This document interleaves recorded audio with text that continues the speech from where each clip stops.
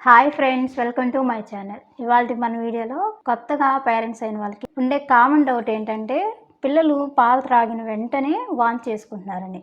అసలు పిల్లలు వాంతి ఎందుకు చేసుకుంటారు, చేసుకోకుండా అసలు ఏం చేయాలి అనేది ఈ వీడియోలో తెలుసుకుందాం.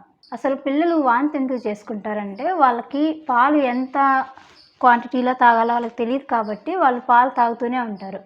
అలాగే మనకి పాలు ఓవర్ఫ్లోగా వచ్చినప్పుడు అలాంటప్పుడు కూడా వాళ్ళు పాలు అనేది ఎక్కువగా త్రాగుతూ ఉంటారు. ఇలా పాలు ఎక్కువ తాగడం వల్ల కూడా వాంతులు అవుతూ ఉంటాయి.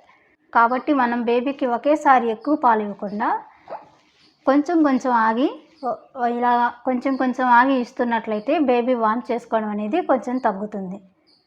అంటే బేబీ 2 అవర్స్కి పాలు తాగుతుంది అనుకోండి, రోజు 2 అవర్స్ కాకుండా మనం ఒక హాఫ్ అన్ అవర్ అలా ఇంకా ఎక్కువగా టైం తీసుకొని 2.5 కానీ 3 అవర్స్ కానీ ఇలా మనం పాలిస్తూ ఉంటే వాళ్ళకి వాంతులు అనేది కొంచెం తగ్గుతూ ఉంటుంది. అలాగే తక్కువగా ఇస్తూ ఉండండి. అలాగే బేబీ ఏడ్చినప్పుడల్లా మనం పాలు ఇవ్వకుండా బేబీ ఏడుస్తుందంటే మనం ఓన్లీ పాల కోసమే ఏడుస్తుంది అని మనం ఫీల్ అవ్వకుండా వాళ్ళని కొంచెం ఎత్తుకొని అటు ఇటు తిప్పడం, వాళ్ళకి ఆడించడం ఇలా కూడా చేస్తూ ఉండాలి. ఇలా చేస్తే వాళ్ళకి పాలు అరిగి వాంతులు కూడా కాకుండా ఉంటాయి. అలా కాదని చెప్పేసి మనం ఎక్కువ బేబీ బాగా రావాలి, హెల్తీగా ఉండిద్దని మనం పాలు అదే విధంగా ఎక్కువగా తాపించకూడదు. తాపించడం వలన ఇలా వాంతులు ఎక్కువగా అవుతూ ఉంటాయి. అలాగే గ్యాస్ ప్రాబ్లం కూడా ఎక్కువ అయ్యే ప్రమాదం ఉంది.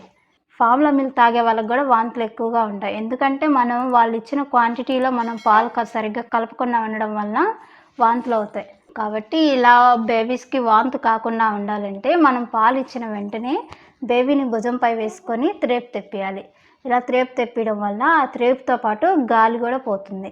అలాగే బేబీని సరైన పొజిషన్లో మనం ఎప్పుడు పాలు ఇవ్వాలి, ఎప్పుడు పడుకోబెట్టి మనకు పాలు ఇవ్వకూడదు. కొంతమందికి సి సెక్షన్ అయిన వాళ్ళు ఉంటారు కాబట్టి వాళ్ళు అంటే కూర్చొని ఇవ్వడం వాళ్ళకి ఇబ్బందిగా ఉండిద్ది కాబట్టి పడుకోబెట్టి పాలు ఇస్తారు. అప్పుడు మనం ఏం చేయాలంటే బేబీ తల కింద కొంచెం ఎత్తుగా తిండి పెట్టి పాలు ఇవ్వాలి.